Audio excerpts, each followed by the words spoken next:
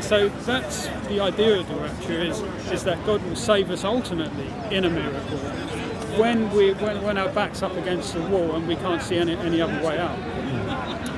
So that is biblical. That is throughout the Old. But do you think then that before the tribulation, God will make everybody come out So that's the idea. of the earth?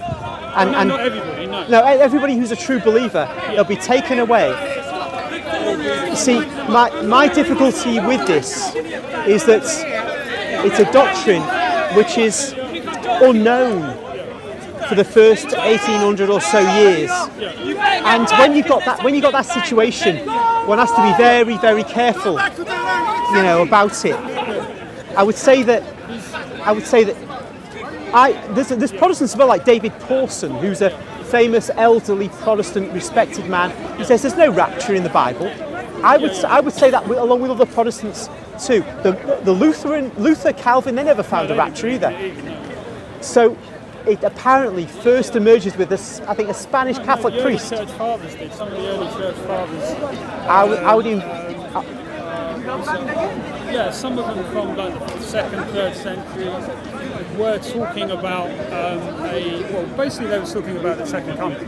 Okay, that's fine. They were talking about that, and in terms of that means that the world will go through. They were talking about the Book of Revelations, so they were addressing the Book of Revelations in the early church.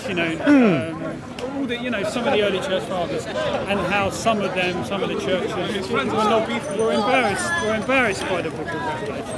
So the thing is, if you believe in the Bible, you have to address this final book. I mean, it's the final one, apparently done by John on the island of Patmos. And it's an incredible book, and it's a very some people, you cannot ignore it, this book. It is talking about a millennium reign.